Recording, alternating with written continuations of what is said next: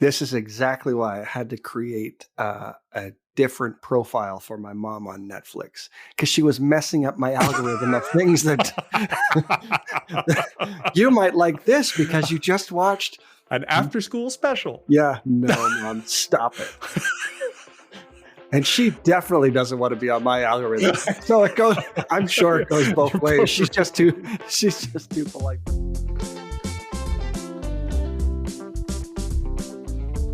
Hey there, if you've joined the podcast today, my name is Chris Jarvis. I work with companies on employee giving and volunteering programs. And my name's Jake McIsaac. I spend a lot of time thinking about public safety and restorative justice. So we are having conversations here that we've been having for 20 years. Yeah, the only difference now is we press record and share it with you. Thanks for joining us.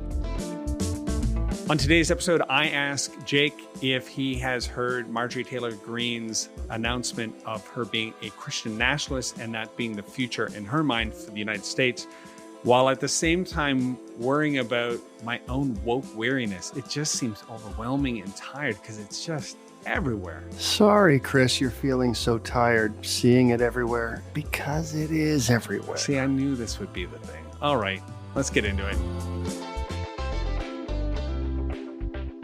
Hey, Jake, did you catch, I know, because in Canada, it doesn't always come through, but did you see the Marjorie Taylor Greene speech? I'm not sure where she was, but it was this past week. No. Certainly not on my newsfeed. I know who she is. Kind of controversial. Is this the same person who they often characterize as not being very bright? There's a few of them. She's not the one who just got her high school education. Okay. Like a year ago, I think, or just months before she actually became a congresswoman. But this is another person. She was speaking at Turning Point USA, which is a student action summit. Yeah. Okay. I know that group. Yeah. So it was last week. So it's like the not Saturday the 30th, but the 13th, I guess, or 23rd rather. Math is hard. And it was, you didn't hear it. So I'd love to play it and just get your real-time reaction here to her words. Okay. All right, here we go. And I'm a Christian. How many Christians do we have here? So you see, I also call myself a Christian nationalist. And that's not a bad word. That's actually a good thing, right? And there's nothing wrong with leading with your faith, because we should lead with our faith. Because if we're doing that, then we're doing the right thing. It doesn't mean we're perfect. It just means we're doing the right thing. And I think that's what the Republican Party needs to be about. Let's get your reaction. There's two points that I think were really interesting in what she said. But yeah. So I was just listening to the audio, not seeing the video. I was wondering. So it feels cringy. Like, was anyone cringing in the video when she says Christian nationalist, or are they like nodding along? Because it goes really quiet. It does. You would think there'd be a lot of hand clapping, but I'm not sure. We can't see it. Okay. Because I was imagining like that'd be a great place to insert like a record scratch. Like you're going along, and I'm a Christian, and I'm a nationalist. Yeah, I'm a Christian nationalist. Pardon? Yep. Excuse me. So she put out a statement after, because there's been 10,000 as a few days ago, people who say, I'm a Christian and I denounce this. Yes. Backlash. Many people calling her similar to a Nazi. And she said, I'm being attacked by the godless left because I said I'm a proud Christian nationalist. These people are even calling me a Nazi because I proudly love my country and my God. The left has shown us exactly who they are. They hate America, they hate God, and they hate us. Us. That's telling. Yeah. Okay. More. What else? So, what you just read, the they and us is starting to frame up probably some dangerous rhetoric. I mean, at first I thought that you were going to just say that she had chosen her words wrong, and maybe she's trying to convey that she's patriotic and a person of faith. Those two things can exist together. Right. Yeah. Right. Obviously. And so if that was what she was trying to say, I was listening to give her the benefit of the doubt that if she used the wrong word and misspoke. But as it gets along in that, especially in the part that you just read, her response, it does actually start to sound like nationalism. It starts to divide people into groups. And really, to the audience who's getting that message back out, they don't like us. They hate us. What are you supposed to do with that when you're hearing that? Like, I get that she's saying it, but if I'm the person that she's talking to and I read that, I mean, this is, you still have in the US the January 6th hearings that are taking place where there is, and I watched that in prime time last week. It's like a crazy Netflix special, It live is. docudrama thing. I can't look away. It's not boring. That's for sure. It's not boring, but it does feel like it's really trying to divide the country into two. And I'm not going to say civil war, but it kind of starts to feel like people are showing up with very fixed views of not only their world, but of the other. Yeah, but at the same time, so this is an interesting one to get into. This radicalization part of belief systems and this overwhelming us and them, which side are you on? And even in the pursuit of this, and I just played it for you because I wanted to maybe explore the idea of being woke weary today. Yeah. Because I think there's a large group of individuals who are, well, I don't know if I think that Christian nationalism, by the way, the definition and what she is referring to is a nation established on the religious principles of Christianity, meaning Christianity should be a defining factor in legislation in the United States. It would be the same. The new Taliban government is an Islamic nationalism government. That's what they've called themselves. And obviously, everything in that country, in Afghanistan, the Taliban's goal is to make sure that every law rolls up into a religious framework, right? Yep. Like it fits the Quran somewhere or some of the other religious writings. And that's what she wants too, as well as Bobert, I think I'm saying her name, and a few others. They would like it to be founded on Christianity.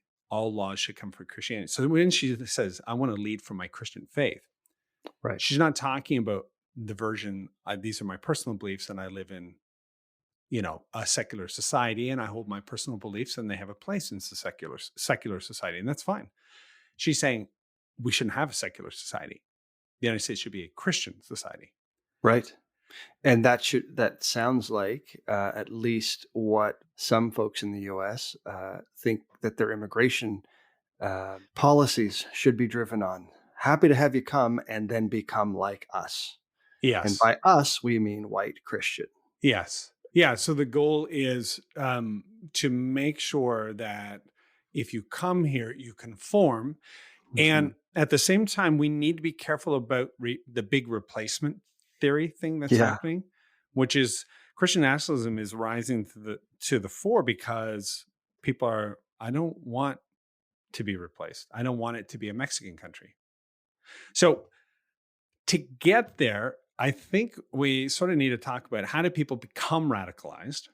And also on the other side, as I'm trying to not be radicalized, right or left, I do find, Jake, you can get a little emotionally tired always, because once you wake up, once you're woke and you see the injustice here, there, and everywhere, all of a sudden it feels like it might be everywhere. And now I feel like, wait, am I being radicalized?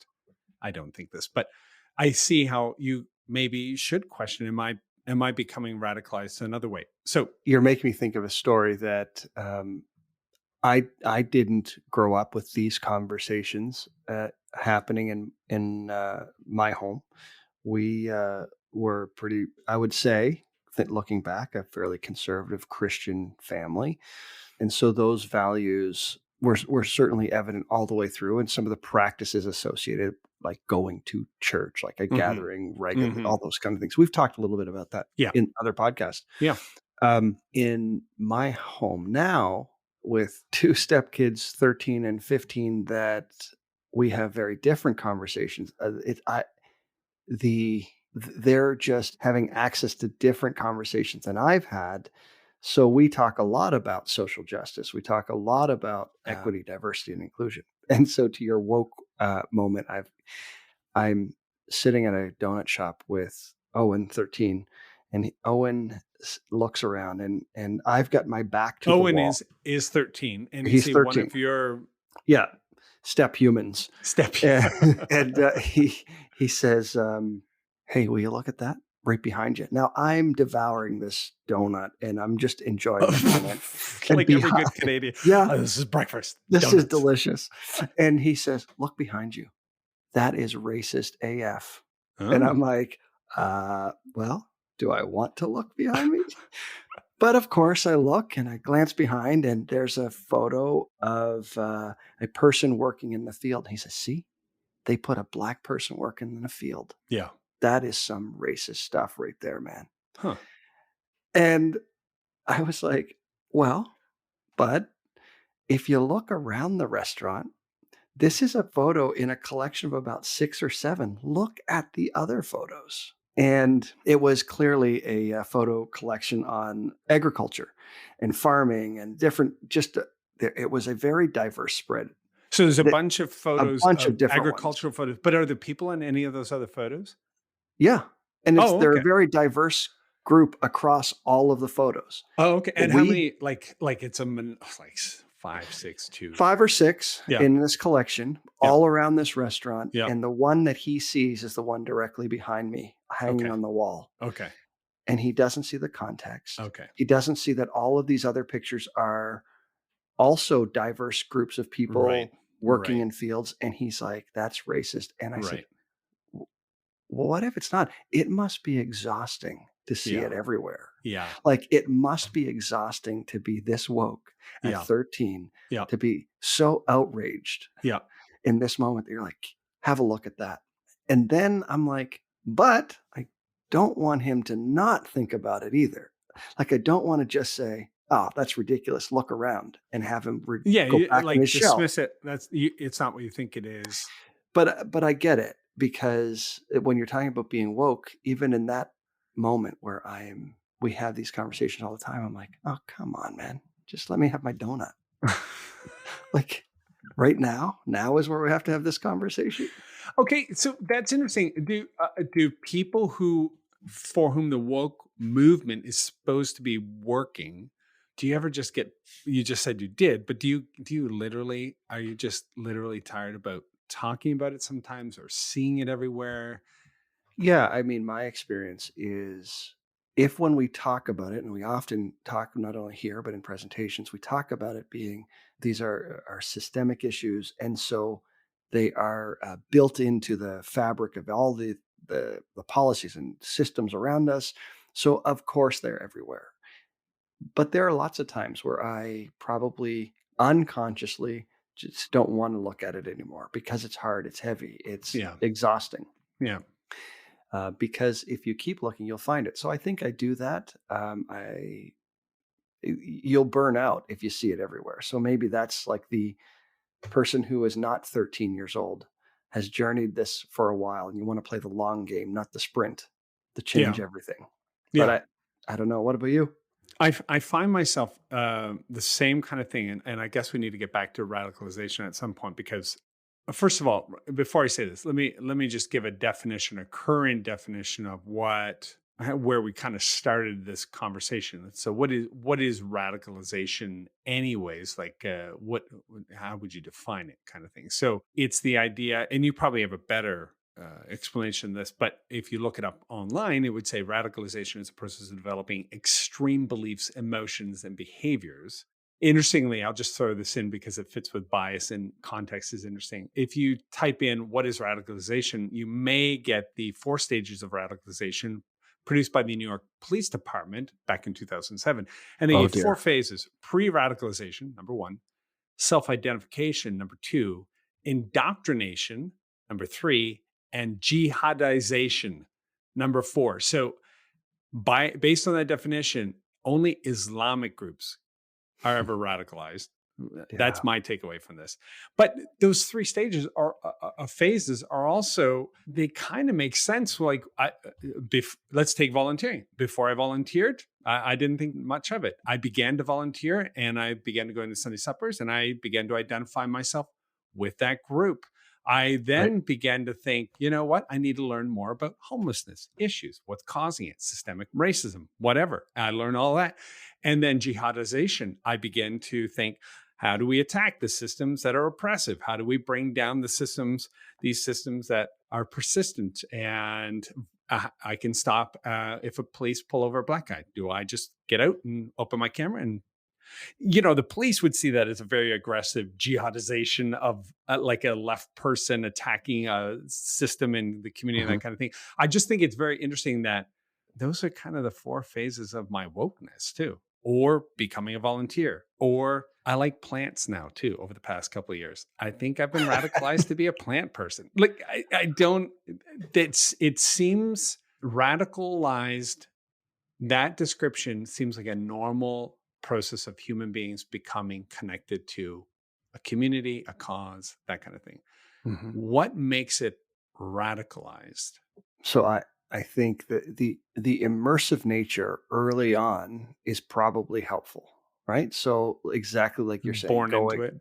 Yeah. No, but going to the Sunday suppers and jumping in and having this experience of almost a flooding experience of being overwhelmed, and now you want to understand as much as you can because it was a big moment. This it could be awakening. Yeah, right? we would call it an epiphany. Yeah, exactly. Yeah. But I think the longer you stay in that state is where we can start to narrow the influences, narrow the messaging that you're getting, hyper focused on other things that confirm those. So it is easy to go down the rabbit hole then of as you're trying to learn as much as you can. And in this work, it gets really hard because let's be honest, what have we heard over and over and over, particularly through Black Lives Matter, is go and do your own work, right?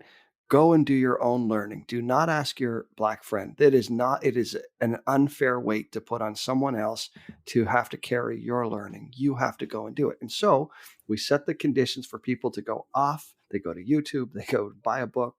But who do you talk to about that?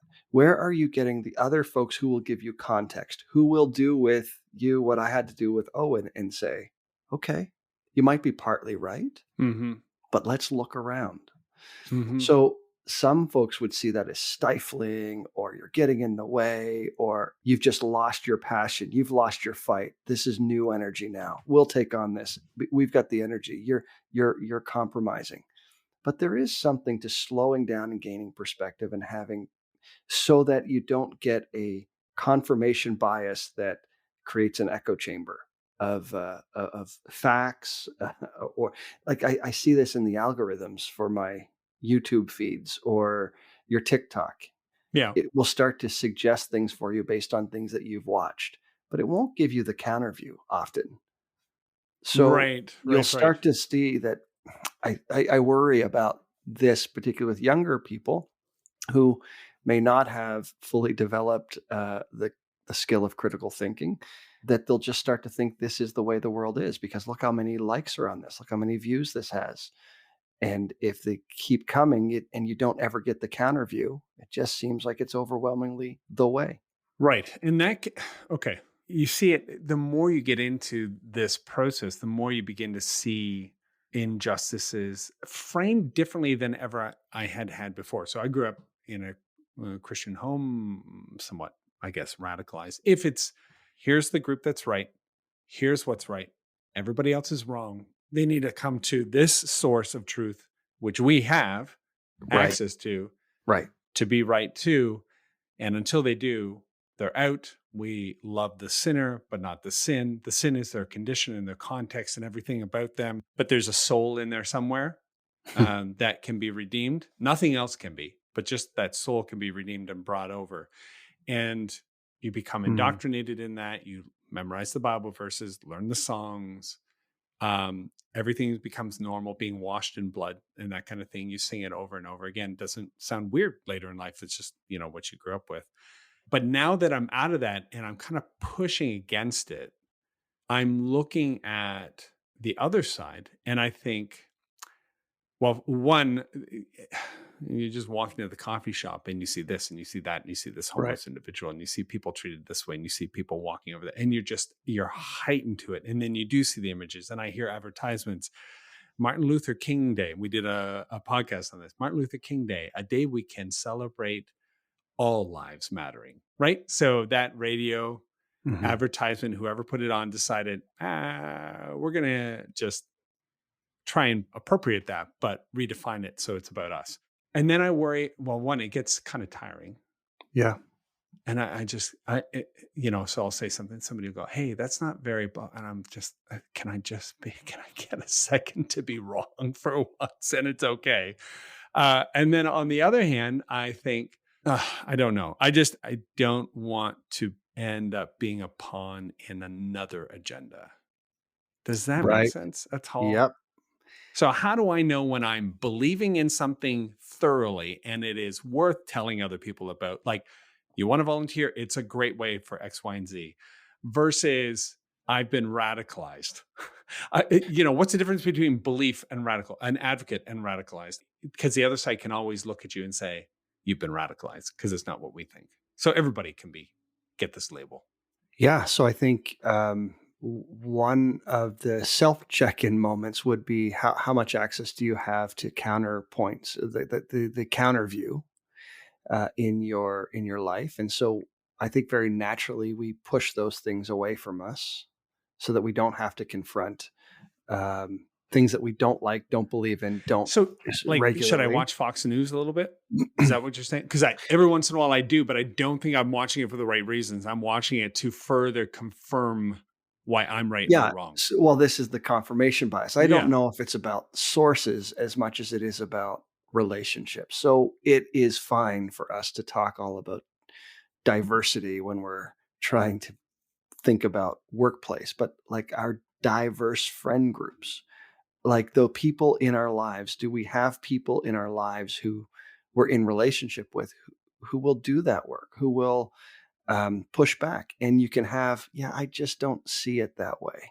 That gets tricky because usually when someone's been radicalized, like Marjorie Taylor Greene she's been radicalized at some point and she is working to radicalize others for an extreme anti-American agenda, I could say, because it is, I think it's 4 or 6 of the founding fathers absolutely wrote numerous times that the country should not be based on Christianity. That's the whole point, is to get away from an official religion. Doesn't matter. We're going to throw that. We don't listen to that. But your question was the difference between your beliefs and if you're being radicalized. Yeah. How do I know when I've gone over? You don't have people around you. So as you started talking about Marjorie Taylor Greene, probably most of the people around her share that same vision, that same. I think you have to intentionally go out and constantly have other people. You have to have a commitment to diversity. So I should have a fundamentalist Christian friend that I'm sure you do have access to those folks in and around your world, right? They're in our families. I think we don't cut them off because that is when you know. That is when you know that someone has gone to radicalization. You're either with us or you're against us, and it becomes polarized thinking. And that it's not good enough for you to be different. You have to be against me, and I have to take action. I have to win. You have to lose. It can't be that we can coexist with different views. Yeah. Well, it's interesting too that radicalization, the process is isolation from other groups. I had it open here. Maybe we'll put it in the show notes, but there's like 7 things that happen, or you could look at to say, okay, this person is probably being cultivated or radicalized by a group. The first step in this person's life was that they said, you can be with your family or whatnot, but they don't know anything true. They believed in a lie. So try not to talk to them about your faith. They're unbelievers. And if they want to come into the group, that's fine. And so she's gone from being a very much part of things to being hardly available anymore. that kind of thing. So there's that isolation, there's this teaching, then you put out and you teach others, and you're elevated so you can promote it other places. Kind of scary, but it can happen in every belief system, it seems like. Every political system, human beings are, because of our biases and shortcuts in the way we think, it seems like we're typically prone to an us them. And when you get a system that endorses it and has a very binary set of, I've often wondered this, is it because it's comfortable to live there? Is it because I can feel like I'm right? And we desperately want to be right because I know they're wrong. What if it's that plus one other thing? I'm right where I belong. Right. So I can be right ideologically, or I can feel right. I'm in line with all these, but there is a belonging. There's a community piece that is the container for all of that. And so it offers something very real, often to folks who would not likely experience that somewhere else. Yeah.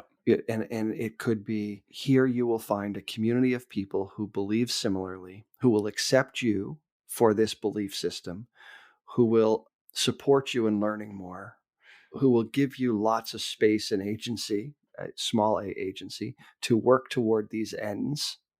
But we tend to celebrate people who are doing well and give them more responsibility. To your point, as they move up, how do you talk about it? They go from tourist to guides. Tourist, traveler, guide, 3 stages. Yeah. So as people move through, you're creating the community that meets them where they are, mm-hmm. and then can say, but you can go further, you can go deeper. Mm-hmm. I think it locks into something that is very human to all of us. That's why it's across all these groups. Okay, so am I not in a similar journey with being woke?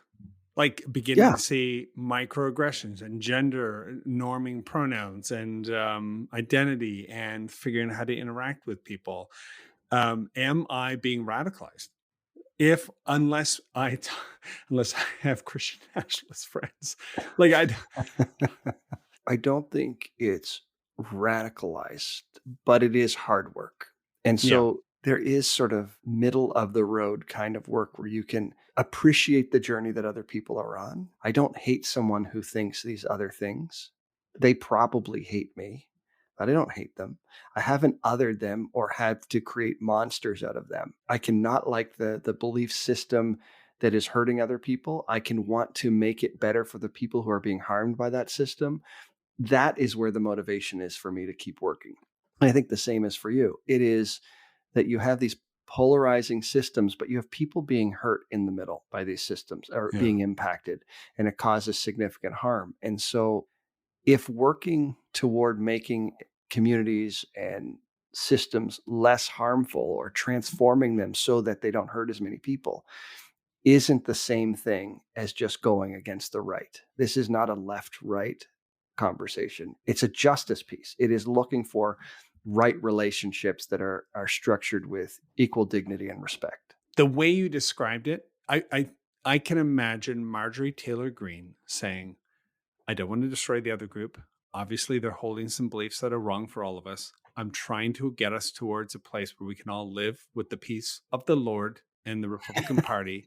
I want a better place for all of us. I do listen to their arguments. They're wrong because they aren't based on the 10 Commandments and they can never be right. But I don't hate them. They're just led astray and they're lost and they need strong leadership. She could phrase everything as a radicalized extremist into the words that you framed, because as you've said a couple times on podcasts, and rightly so, we're never the monster in our own stories, ever. Mm-hmm.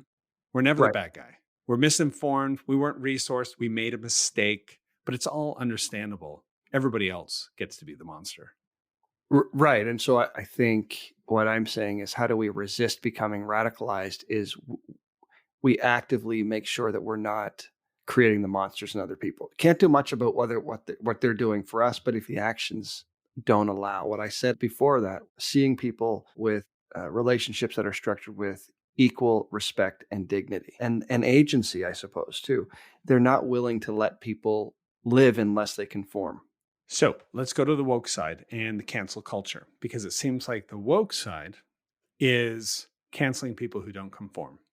Well, some we've done a whole podcast about Right. is that, and maybe we'll pick it up again. But is that strategy doesn't just sort of come out of nowhere, but is it long-term sustainable, or is it a moment?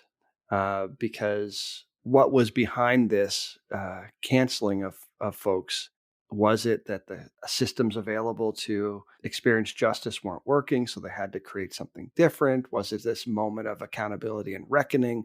Was this to bring light to an issue that people just wouldn't see and refuse to see? So now we're going to, there's a great Twitter account and associated web pages called Everyday Sexism, put together by the Everyday Sexism Project, put together by Laura Bates, who, phenomenal author, just recently read a book, Men Who Hate Women, all about incel culture and radicalization of misogynistic groups. And I highly recommend it. I'll put a reference to that in the show notes.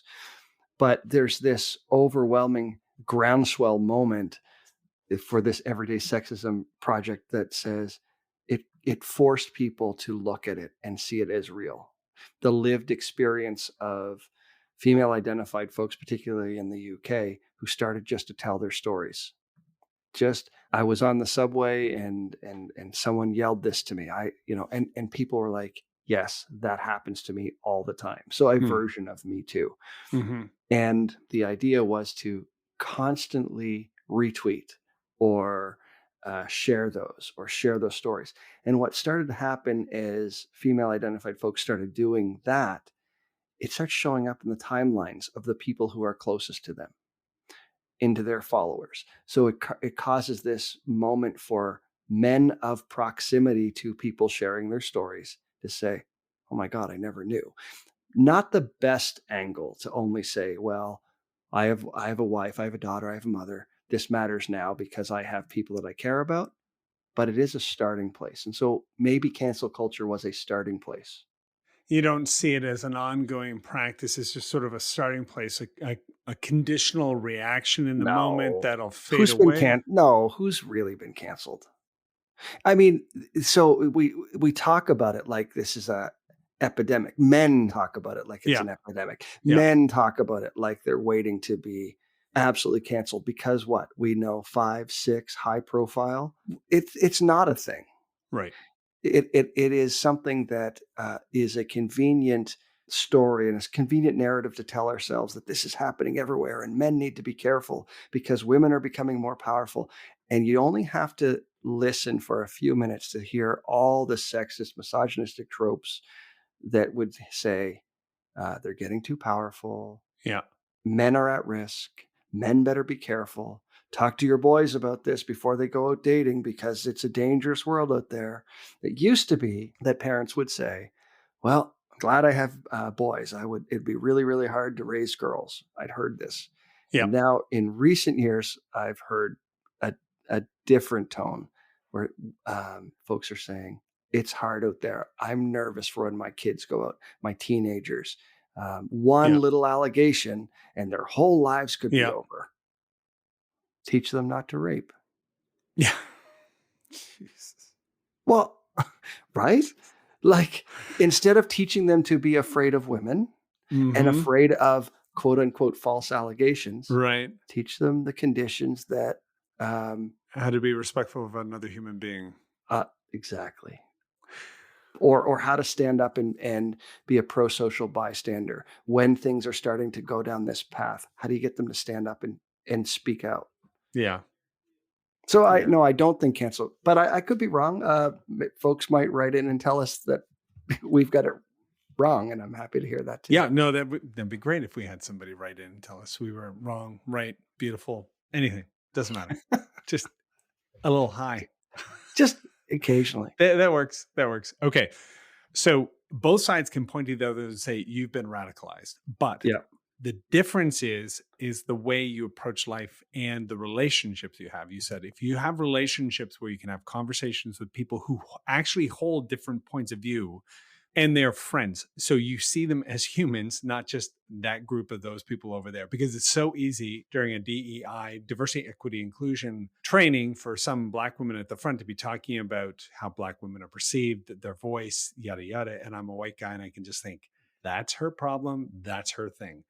I don't actually have to take it as any sort of persuasive information. But if I have a friend who's like a friend that I would go drinks with, movie with, something like that, not just an acquaintance, and we talk about this, and I'm open to it because of who they are, their person who has a different point of view. That's quite different. Yeah, that's an important part of it. But even then, Jake, it does get, so this is a woke weary as we have these conversations, even in this setting. You can walk away going, oh my gosh, this is so big. This is so heavy. This is like, I just need a break from it. And that is, and we've talked about this before, as we move from being unconsciously incompetent to consciously competent. This is the learning matrix. To consciously incompetent to unconsciously competent. There's a process of neural growth that happens in your brain that is, researchers talk about it as painful because new synaptic pathways have to be formed. You're forming it out of old synaptic pathways because the brain actually doesn't produce new cells. It refigures its existing cells. We don't have a brain that can grow back. So it needs to take it from things that you're not using, rebuild it, reform it, visit it over and over. And we experience that quote unquote pain as anxiety, as we think, wait, am I in the wrong side of things? Then fear, then self-preservation, because our identity is being threatened. Right. When you suggest that to a Christian in North America, that some of the things that they're hold dear to their heart, one, may not be scientific, and two, may actually be hurting a lot of people around the world. What you hear is, you're not scientific and you're hurting people and you're a bad person. And of course we feel bad about that. But like what are the 7 stages of loss? You kind of negotiate and you go through a process and you come out of it if you're open to it, if you can get through that, if you don't shut down. And that's the thing that's triggered on such a regular basis. You can feel a little bit like, I just can't think about it anymore. Well, right? It's to that point. If you go to the gym, your muscles hurt the next day. Yeah, that's true. You have these conversations and it gets to the place, lots of times I've had at the end of a presentation, people say, you know what, that was really great, but my head hurts. My brain is full. I'm overwhelmed. I'm going to have to think about this for a while. Your brain's doing a workout. Yeah. It is tiring. It's exhausting. And so rest, so self-care, rest, do something different, take a break. Yeah. Right? You don't need to watch a documentary on it every single day. Watch something fun. Watch a sci-fi. So take a break. You wouldn't work your arms every single day. But Jake, even with the aliens in sci-fi, I'm like, man, that's the out group. There's a power differential. That doesn't seem fair. Oh, wow. Like, it's just everywhere. Well, fair. Maybe you'll need help. You'll need a different intervention. So back, yeah, he's yelling at everybody. Yeah, I think it's just because he's a male and he's big. I don't know if he should act that way to 3PO. Yeah. You're uncovering the patriarchy of Star Wars. Well, that's, yeah. Well, you may have a different problem, but I think that's fair. I think it's some of the same self-care. You take a break. Yeah. You do something different, vary up the sources. So don't work the same muscle all the time. So, if you're on this quest to learn more, don't get hyper-focused on one issue. If it is about systems, then you're looking at systems of oppression. This is why this intersectional lens is quite helpful. So you may be really, really passionate about issues of race, but don't forget gender and don't forget all of these other things. And so you can kind of move it around and keep a steady diet. Okay. And for the older white frail males listening to this with me, I'm 53 and white. 2 weeks ago, I've got all these plants on the deck and I just did a bunch of work and I felt fine. 2 days of it. Hard. My back is hurt for 2 weeks. Yep. Okay. So what I'm suggesting is if you're a little older and your brain is a little bit resistant to neuroplasticity, meaning it likes what it likes, growing new pathways. We're kind of done with that, right? It's harder. It is harder. And when I'm hanging out with more youthful folk, who are more malleable in their brains and open and don't have my background.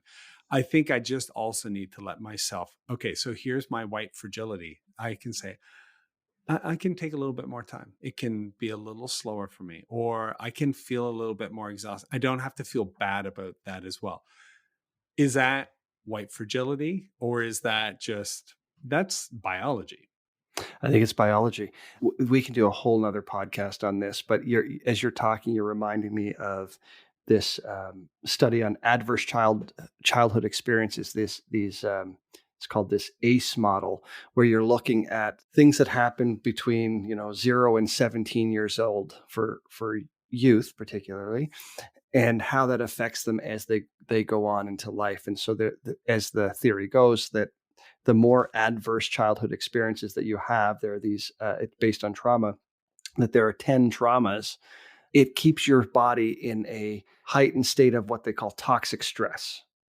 And this is the thing, as you're talking about this, we have to pay attention to it because it disrupts the architecture of the brain. So it's not about all of the different experiences themselves, it's the cumulative impact of all these experiences on the brain and how it's impacting particularly young adults who find themselves in conflict with the law or having behavioral issues. You can trace back to these adverse childhood experiences and these traumas. But what's central to it is what you're talking about, paying attention to that toxic stress that disrupts the architecture of the brain. So take a break. Right. Take a break. It's okay. Yeah, I agree. So if you're thinking, gee whiz, am I woke weary? First of all, you need to think through, are you drifting into a radicalized side of things where you dehumanize the other group, you're cutting off ties, you're isolating yourself? I know a lot of people who are on the woke side are going to think, do it, get right with the right and be on the right side. But let's just admit that human beings have a tendency to go to far sides because it's easier to live in a binary world of in and out and black and white. And male and female. And male and female, because you can bonk everybody on the head who's not like you and not feel bad about it. Sorry, right. That's caveman stuff there. But if you are woke weary, the other thing, or you're thinking about it, first of all, you're not radicalized, so you check yourself there. And secondly, because you want to take a journey into wholeness, not radicalization on any point. And the second thing, because I want to say in Christianity, there are a lot of good principles and values. It's the extremism that you can get to in that belief system. So I think that's all we're talking about. But on the other hand, in learning, you can get a little woke weary because your brain is actually changing. And I said this to somebody else, and it's a good reminder right now to say it to myself too. If I feel a pain, like I have to correct, hey, you guys, I meant folks, I can have two responses. One is, I'm never going to get this. This is just over and over again. I'm tired. I just want to be able to talk without thinking about everything. Or you can say, hey, I just noticed that. That probably means there's some growth in my brain that's happening and I can see things now because my unconscious bias, my 53 years of laying tracks for a different way of talking and thinking are now coming into view and I can see it. And I want to just move it in a different way. And so what I normally would chalk up as weary, exhausted, overwhelmed, maybe I need to begin to see it like if I go to the gym, using your analogy. Yeah. Repetition. Yeah.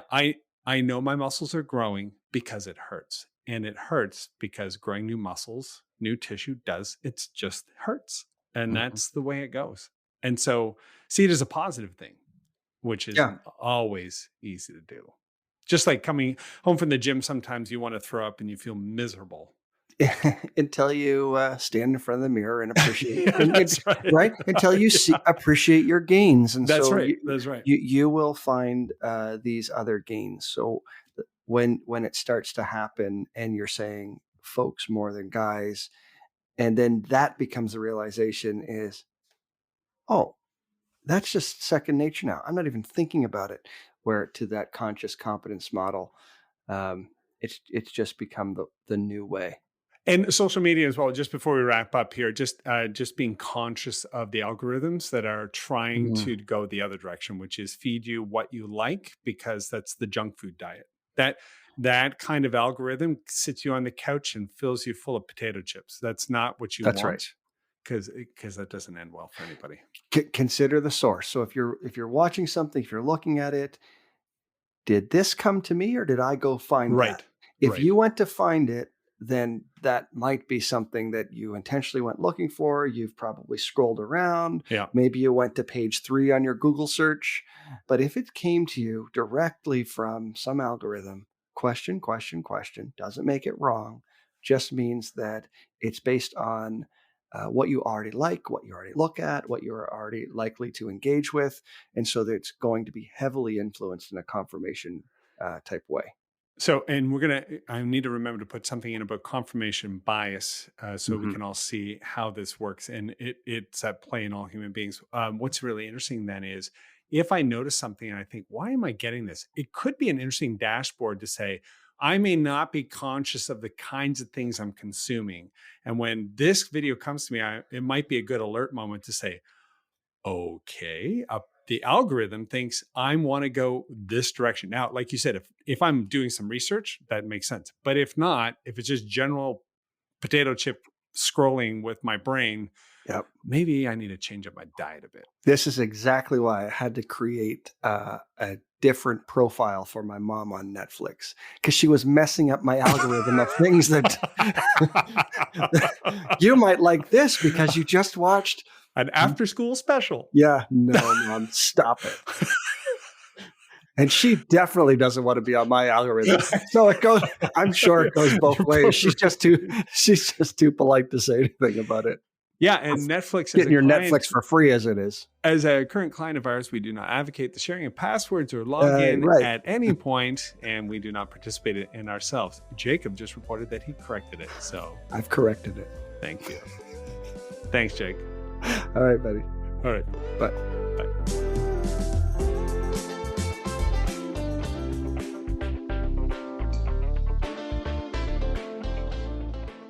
This has been a Podstarter production.